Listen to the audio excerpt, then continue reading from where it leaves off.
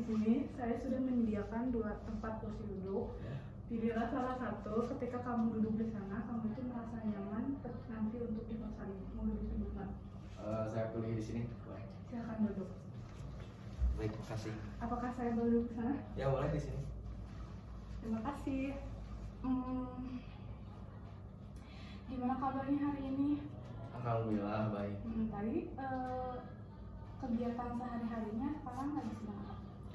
Sekarang tuh lagi gini aja sih, banyak tugas, terus main-main sama teman-teman juga, terus ya nikmati masa muda aja ya mas sekolah. Iya. Pakaiannya rapi ya, bagus banget gitu, rapi banget, jadi kelihatan bagus gitu di mata saya. Baik, makasih. Sebelumnya perkenalkan, nama saya Najwa Salsabila Zainasfi dari program studi bimbingan konseling semester 5. Di sini saya sedang melakukan praktikum individu ya. Apa sebelumnya kamu pernah dikonseling atau belum? Belum pernah sih, jadi emang ini awalnya karena keresahan dari pribadi juga gitu, jadi pingin nyoba buat konseling gitu kan, supaya emang tujuan untuk konseling itu tercapai lah gitu.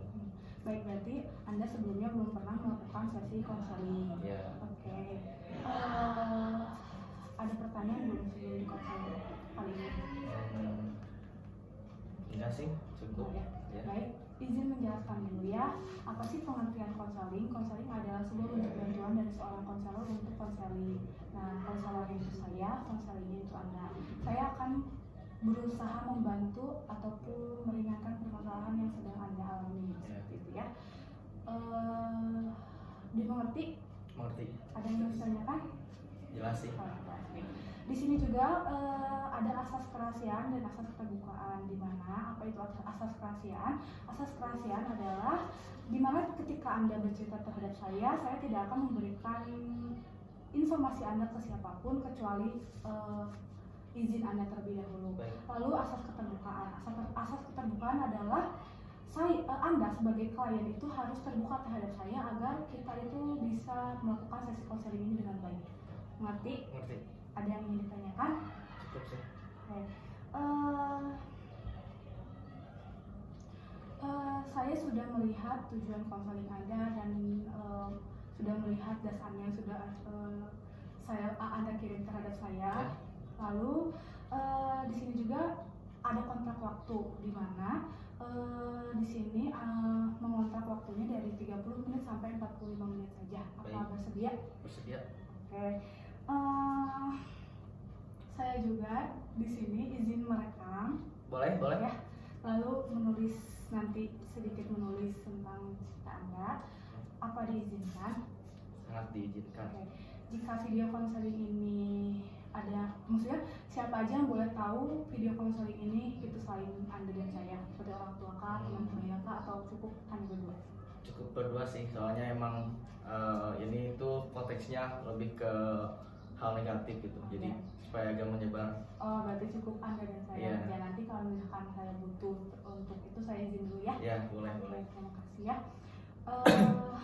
Baik, saya kan sudah membaca intake inform yang sudah Anda kirim terhadap saya. Yeah. Boleh diceritakan kembali permasalahan yang sedang Anda alami? Jadi emang awalnya tuh gini, saya itu emang pecandu untuk rokok, terus minum-minuman keras. Ya. Nah lalu saya ingin tujuan ke konseling itu supaya saya tuh benar-benar matang untuk bisa menyembuhkan hal tersebut itu, supaya tidak kecanduan hal-hal yang negatif dan lalu bisa sehat jasmani lah gitu. Lalu dengan adanya konseling ini saya berharap saya tuh bisa maksimal gitu dengan tujuan saya datang ke sini dan dengan kakaknya yang memberi saya arahan. Sekian. Oh iya. Lalu baik, tujuan Anda untuk datang ke sini ingin merubah pola hidup yang tidak baik. Yeah, dari tidak baik menjadi baik seperti itu. Boleh ceritakan kembali cerita kayak awal mula kamu itu minuman keras seperti apa, lalu efek apa yang Anda rasakan? Yeah. Jadi awalnya tuh emang dari lingkungan sih, dari pergaulan gitu. Tapi kan karena saya juga, siapa sangka ya, saya juga akan terjun ke hal negatif seperti itu, karena lihat dari background saya, latar belakang saya, orang tua saya dua-duanya agamis. Saya juga emang diajarkan oleh orang tua saya bahwa iman saya juga harus kuat gitu kan. Kuat itu kan perihal untuk agama gitu. Tapi untuk pergaulan, untuk lingkungan, karena yang pertama tuh awalnya tuh karena ada rasa penasaran, lalu lingkungan yang mendukung, pertemanan yang mendukung, pergaulan bebas. Karena emang bukan orang tua saya yang gagal, tapi mungkin ini anak saya sebagai anak yang gagal ya, jadi saya harus mempertanggungjawabkan ini gitu kan, untuk kedepannya, karena saya tidak bisa seperti ini terus. Terus awalnya tuh karena iseng sih, penasaran, nyoba-nyoba, terus karena waktu itu juga pernah putus cinta, jadi lebih ke kayak melampiaskannya tuh ke hal seperti itu gitu. Jadi sampai sekarang kalau misalkan ada stres sedikit ataupun itu ya pasti saya ke hal seperti itu, melampiaskannya. Lalu kalau efeknya tuh kalau misalkan saya lagi minum, mungkin itu lebih ke kayak apa ya, bisa ada kebebasan gitu secara berpikir lah, jadi lebih ke kayak yang tadinya stres itu lebih ke gak ada gitu. Emang sih pusing, gak pusing pasti gitu kan, terus tapi lebih ke kayak wild and free lah gitu. Kalau misalkan saya lagi minum tuh kayak gitu sih efeknya. Baik, mungkin yang Anda rasakan itu awal mula Anda bisa minum mungkin dari pergaulan yang tidak baik ya, teman-temannya gitu kurang mendukung, dengan apalagi orang yang tadi Anda sebutkan, orang tua Anda itu sangat agamis seperti itu. Anda pun merasa ingin berubah, malu gitu dengan keadaan yang sedang sekarang seperti itu. Lalu Anda juga sedang mengalami kondisi putus cinta ya, tadi Anda sebutkan. Jadi dengan adanya rasa ini ditimbulkannya dengan ya udahlah saya balik lagi aja ke minuman keras ya, jadi Anda itu terlihat nyaman seperti itu ya. Apakah dengan Anda minum minuman keras ini membuat Anda itu menjadi mudah marah atau seperti apa yang Anda rasakan itu?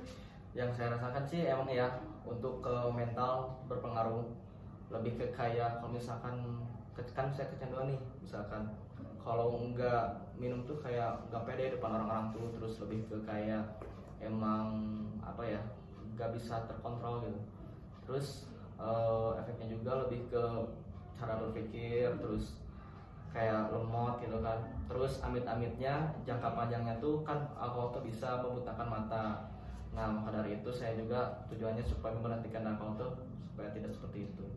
Baik, dengan Anda itu meminum alkohol itu, meminum minuman keras itu menjadi mudah marah, terus jadi gak pede gitu ya akan hal sesuatu, dan Anda juga memikirkan kesehatan Anda untuk kedepannya seperti itu ya. Nah, jika tujuan Anda ini tercapai itu, Anda ini akan menjadi orang seperti apa nanti kedepannya? Kayak tadi kan pengen berubah, pengen jadi lebih baik lagi. Nah, jika tujuan ini tujuan Anda yang tadi Anda sebutkan ini tercapai, Anda itu akan menjadi orang seperti apa kedepannya? Yang penting saya lebih ke mengurangi saja dulu gitu, atau maksimalnya berhenti. Untuk kedepannya mungkin saya akan menjadi orang yang lebih baik dari sebelumnya. Terus dengan saya yang dulu sebelum mengenal minuman keras, lalu emang kedepannya saya mempunyai tujuan untuk melanjutkan usaha orang tua. Jadi emang saya harus benar dulu dari awal, dari masa muda gitu. Jika sekarang tidak dibenarkan, ya mau bagaimana nantinya gitu, seperti itu. Baik, tadi kan Anda menyebutkan selain ingin mengurangi minuman keras juga, tujuan Anda juga ingin menjadi lebih baik dan ingin lebih dekat gitu dengan Allah gitu ya, seperti itu. Nah menurut Anda apa faktor yang menyebabkan Anda itu selalu balik lagi gitu meminum minuman keras? Ya balik lagi itu faktor lingkungan. Jadi misalkan saya tuh udah tahap untuk proses untuk mengurangi nih. Kalau diibaratkan tuh saya tuh udah naik tangga, udah tengah-tengahnya tuh balik lagi ke bawah, bukan ke atas gitu kan. Nah itu tuh karena adanya ajakan, terus iman saya yang emang masih goyah, ya dalam intinya masih lingkungan doang gitu kan di situ. Jadi yang sudah Anda ceritakan tadi, faktor yang mungkin terjadi itu mungkin lebih besar pada faktor lingkungan. Lingkungan. Pertemanan yang tidak baik atau pertemanan yang tidak sehat membuat Anda selalu kembali pada minuman keras ya, seperti alkohol seperti itu. Nah, Jika saya boleh tahu, kapan Anda mulai meminum minuman keras ini?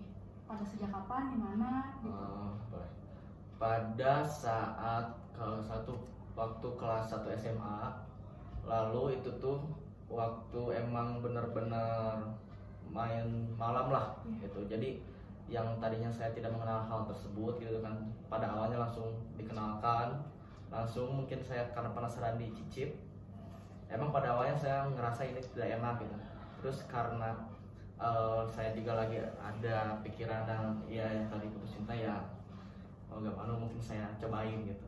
Nah ternyata kecanduan sampai sekarang. Iya. Gitu ya. Jadi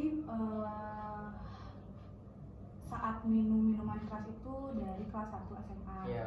Berawal cuma coba-coba, Iya. dengan rasa penasaran, tapi kamu tidak nyaman kan dengan awal Iya. kamu minum minuman keras.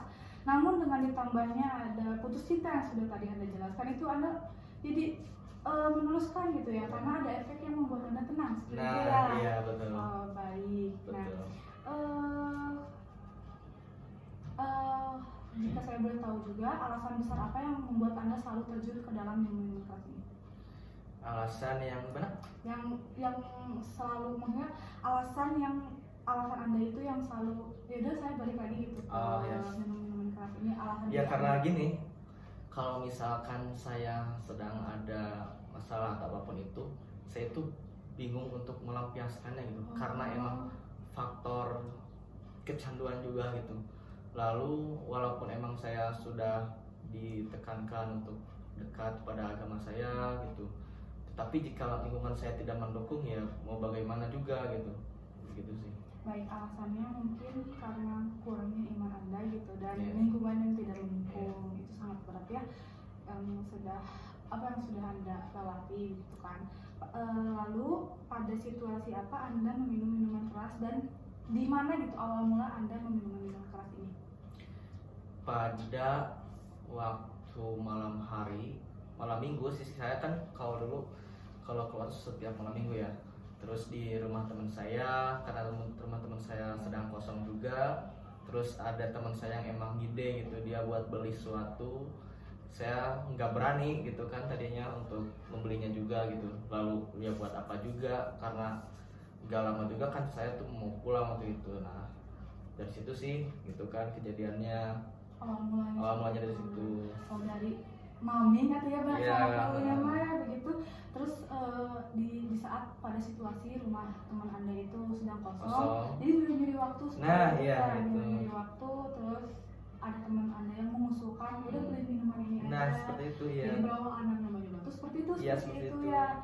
Oh baik.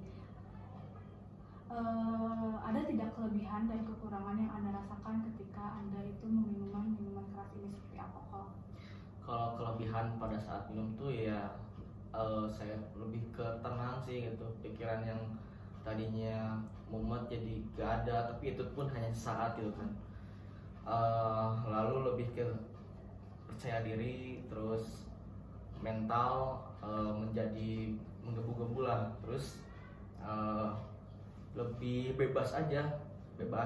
Nah kalau kekurangannya tuh kalau misalkan saya minumnya tuh lebih dari dosis, itu tuh bisa jadi penyakit juga gitu kan. Jadi muntah-muntah, mah lah lambung gitu kan. Terus ya pusing yang emang benar-benar susah untuk dihilangkan, seperti itu sih. Baik, yang mungkin kelebihan yang Anda rasakan itu mental Anda itu menjadi lebih, yang tadi ada sebab menggebu-gebu gitu ya, lebih semangat berarti seperti itu ya. Terus menghilangkan rasa sedih Anda gitu, tapi cuman hanya waktu sebentar saat Anda meminum itu gitu ya. Lalu kekurangan yang Anda rasakan mungkin Anda berarti mah Anda itu kambuh seperti itu. Kambuh, jadi selalu muntah-muntah juga kalau misalkan dosisnya berlebihan. Oh iya, seperti itu. Ada lagi yang ingin ceritakan? Paling cerita untuk kelebihan kekurangan kan? Atau apa lagi gitu yang paling sesudahnya sih. Sesudah kalau misalkan minum minuman keras tuh seperti apa gitu tuh, untuk mohon maaf ya, Kalau untuk kencing juga pasti selalu pengen kencing lah gitu. Terus kan itu juga gula kan ya. Nah, takutnya itu membutakan mata kan karena ada penyakit gula. Terus gak ada untuk gairah makan ya di situ sih. Oh, jadi efeknya juga Anda memikirkan ke depannya karena dengan meminum minuman alkohol ini, Anda juga memikirkan kesehatan seperti kan alkohol banyak gula gitu ya. Jadi Anda takut gitu buat nanti ke kesehatan mata Anda. Lalu kencing Anda juga menjadi lebih banyak gitu. Beser atau kayak bahasanya menjadi lebih beser. Oke, baik. Nah, jika diskalakan ya, saya ingin bertanya, jika diskalakan 0 sampai 10 itu yang berarti 0 itu Anda merasa tidak perlu dan tidak perlu ada perubahan gitu. 0 itu. Kalau di angka 10 itu Anda itu perlu gitu akan perubahan dalam hidup Anda. Nah, Anda ini di angka berapa saat ini? Untuk sekarang untuk perubahan tuh saya lebih ke di skala 9. Di skala 9. Baik, sangat bagus ya. Skalanya sangat tinggi gitu. Anda ini ingin berubah gitu, ingin menjadi lebih baik lagi, ingin lebih berguna lagi yang tadi Anda sebutkan gitu ya. Saya sangat mengapresiasi yang Anda inginkan dan saya juga sangat yakin bahwa Anda itu pasti bisa melakukannya. Lalu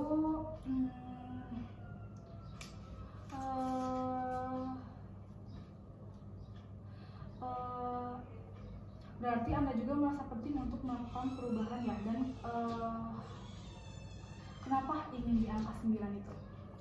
Karena saya ingin maksimal gitu kan. Dari tadi sebelumnya saya udah proses untuk perubahan, untuk motivasi dari sendiri saya gitu kan, tapi selalu gagal gitu. Jadi saya itu mau mencoba untuk konseling seperti ini dan perubahannya karena ya ingin maksimal, jadi saya memilih untuk angka 9 gitu.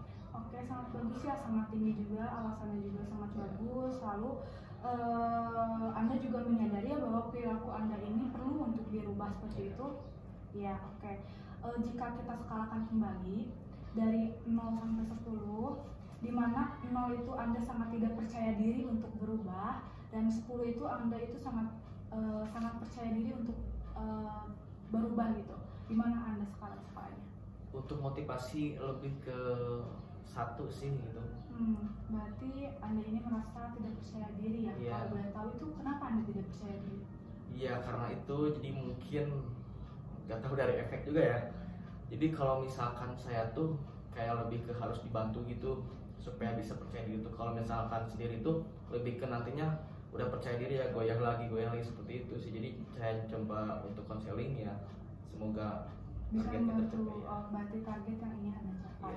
Baik, sangat bagus ya. Lalu apa sebelumnya Anda pernah menangani permasalahan Anda ini sendiri? Ya, pernah. Berarti apakah berhasil? Tidak. Malah udah setengah jalan atau seperempat jalan balik lagi gitu.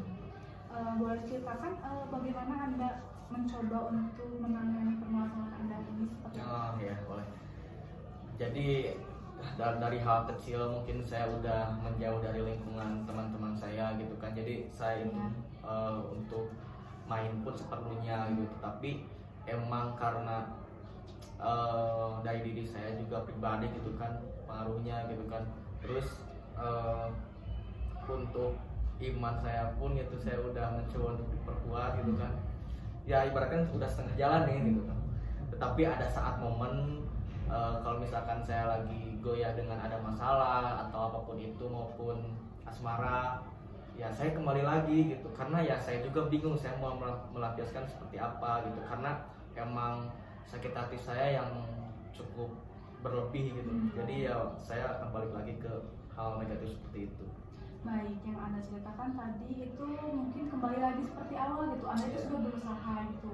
Di pertengahan jalan ibaratnya kita sudah naik tangga, tapi Anda itu turun kembali karena dengan ada permasalahan yang Anda itu jadi goyah gitu. Ditambah juga tadi Anda sebutkan dengan adanya putus cinta seperti sekarang, Anda itu kembali lagi dengan meminta keras agar permasalahan itu tuh hilang dengan walaupun sebentar seperti yang Anda rasakan ya. Mungkin hambatan apa yang Anda rasakan ketika Anda itu sudah berusaha nih, saya sudah berusaha tapi hambatan, pasti ada hambatan dalam diri itu. Apa yang Anda rasakan? Hambatannya sih lebih ke emang tidak konsisten. Tidak konsisten. Nah, kalau misalkan tidak konsisten mungkin tidak akan saya konseling juga gitu kan. Ya karena kekonsistenan ini saya cukup harus diasah gitu. Dan emang masa pendewasaan seperti saya ini harus lebih ke diarahkan, dibimbing gitu. Maka dari itu ya problemnya tuh ada di konsisten saya. Baik, hambatan yang Anda rasakan itu ada di dalam diri Anda berarti betul seperti itu. Diri Anda merasa bahwa selalu tidak konsisten apa yang Anda ingin capai. Selalu balik lagi. Seperti itu ya, selalu balik lagi dan selalu meminum minuman yang Anda inginkan seperti itu. Nah, baik, saya ingin bertanya lagi, apa yang mendorong Anda untuk mempertimbangkan atau mengurangi meminum minuman keras ini?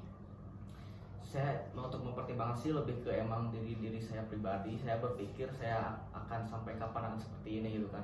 Saya ingin menjadi orang yang lebih baik, orang yang lebih sehat gitu dari sebelumnya, lalu berpikir jernih, lalu apa ya, untuk melakukan sesuatu tuh emang harus dipikirkan seperti ya, memikirkan dahulu gitu, jangan emang udah dilakukan baru berpikir, seperti itu sih.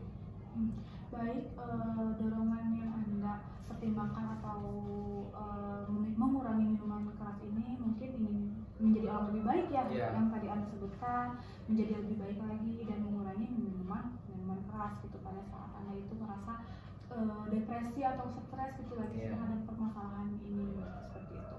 Nah, jika saya boleh tahu langkah kecil apa untuk kedepannya gitu Anda itu bisa mengurangi gitu, minimal mengurangi minum minuman keras ini, kayak melakukan apa gitu yang membuat Anda bisa mengurangi? Baik, karena saya juga suka game, lalu suka menonton sepak bola, mungkin itu cara kecil untuk saya melampiaskan hal-hal yang emang menurut saya mumet lah gitu.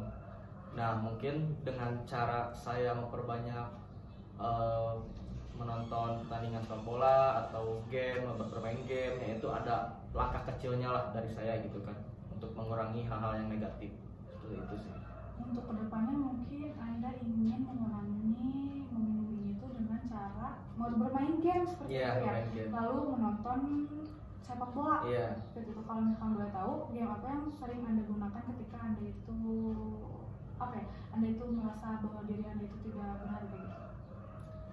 Untuk gamenya sih saya lebih ke emang satu yang gamenya itu lebih ke e-football. Jadi emang dari bola juga gitu, karena emang saya tujuannya untuk lebih ke saya gimana cara berpikir, strategi bermain bola atau gimana pun itu, jadi keasah lah gitu otak saya, jadi nggak stuck di situ gitu.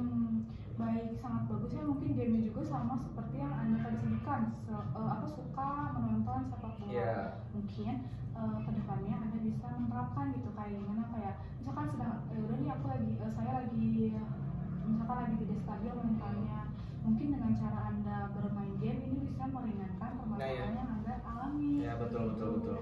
Jadi kayak nggak terjerumus lagi gitu. Mungkin dalam pertemanan juga Anda sudah bagus ya, sudah kayak ingin berusaha menghindar dalam pertemanan yang toksik seperti itu. Jika boleh tahu, teman-teman Anda itu semuanya peminum juga? Semuanya. Tidak ada satupun yang emang benar-benar untuk menahan atau dihindari, enggak. Semuanya emang benar pure semuanya. Dan bahkan saya juga udah mencoba untuk menjauh dari circle tersebut dan pindah ke circle lain, ternyata masih sama gitu. Karena mungkinnya proses pendewasaan mereka juga berbeda-beda, jadi saya hargai. Oke, jadi dengan lingkungan yang mungkin Anda juga sudah berusaha menghindar, namun dengan menghindar itu Anda ganti circle lagi, tapi ketemu lagi dengan circle itu gitu. Tidak ada yang menahan ketika sedang kondisi mental yang tidak baik-baik saja, seperti itu ya. Lalu pencapaian besar apa sebenarnya ingin Anda dapat gitu dalam sesi ini? Pencapaian besarnya sih untuk saat ini ya minimalnya saya lebih ke bisa mengurangi dulu. Lalu untuk lebih ke maksimalnya lagi, saya semoga target saya tercapai pas lagi ini ya, saya ingin berhenti 100% maksimal, berhenti dari hal-hal yang negatif, dari minuman keras seperti ini. Baik, untuk tahap mungkin Anda datang ke sini juga ada tujuannya seperti itu, ingin menemukan jalan keluar juga, bagaimana saya itu bisa bagaimana saya itu bisa tidak kembali lagi kepada saya yang dulu gitu ya, seperti itu. Oke, di sini mungkin sesi konselingnya akan selesai, tapi sebelum selesai saya akan memberikan tugas terhadap Anda. Tugasnya gampang. Tugasnya itu Anda itu membuat tabel, misalnya dalam seminggu kayak 3 hari, misalkan saya bisa meminum minuman keras dalam jumlah berapa dan efeknya bagaimana. Misalkan berapa aja, misalkan kayak 4 hari kan. Intinya mah kalau misalkan Anda minum, Anda tulis gitu efeknya, saya rasakan ini. Terus jika misalnya 1 hari saya cuma 1 hari saja Bu, misalkan nggak bisa minumnya, nggak apa-apa, sebutin aja misalkan nggak minum itu efek apa yang Anda rasakan ketika Anda tidak meminum minuman keras. Mengerti? Apa ada yang ingin ditanyakan? Itu tuh tugasnya sampai kapan? Mungkin nanti untuk seminggu yang akan, maksudnya dari sekarang untuk seminggu, nanti sesi konseling yang kedua saya akan tanyakan lagi. Jadi setiap nanti ketemu sama ibu saya serahin tugasnya itu. Iya, seperti itu.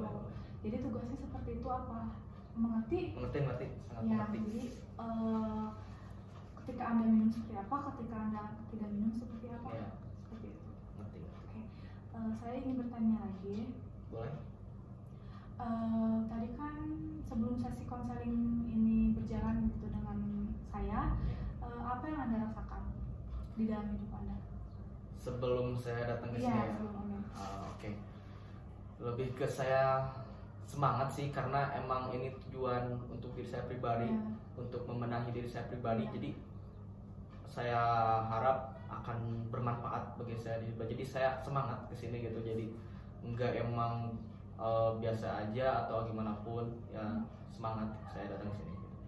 Jadi Anda itu dengan sendirinya datang ke sini dengan kesadaran diri? Dengan kesadaran diri. Tidak ada paksaan sama sekali. Tidak ada paksaan sama sekali. Baik, sangat bagus ya. Saya yakin bahwa Anda itu bisa melakukan perubahan dalam hidup Anda. Tidak memaksa, maksudnya kayak bertahap.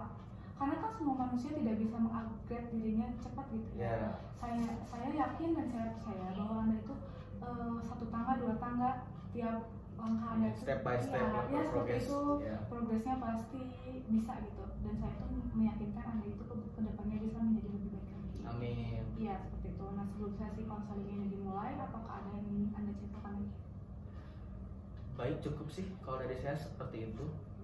Cukup. Tidak ada yang ingin ceritakan lagi? Tidak ingin ceritakan lagi. Oke, terima kasih kepada Anda yang sudah ingin menceritakan permasalahan Anda terhadap saya, dan Anda juga sudah percaya terhadap saya gitu sebagai konselor Anda gitu untuk kedepannya. Nah, mungkin sesi konseling pertama ini saya cukupkan. Terima kasih kepada Anda gitu. Terima kasih juga. Gitu, terima kasih. Nah, untuk sesi konseling keduanya nanti saya akan kontak lagi kamu. Dikabarin lagi. Seperti itu. Dimengerti apa yang ada yang ditanyakan lagi? Cukup sih ya, semoga emang ini pertemuan pertama juga bermanfaat lah. Jadi lebih ke emang apa yang saya rasakan tuh keluar gitu, tercurahkan, jadi lebih lega juga gitu kan. Lebih lega. Jadi Anda itu merasakan lebih lega ketika bercerita kepada saya. Gitu. Terima kasih. Saya akan tutup videonya. Baik. Terima kasih ya. Terima kasih Kak. Terima kasih.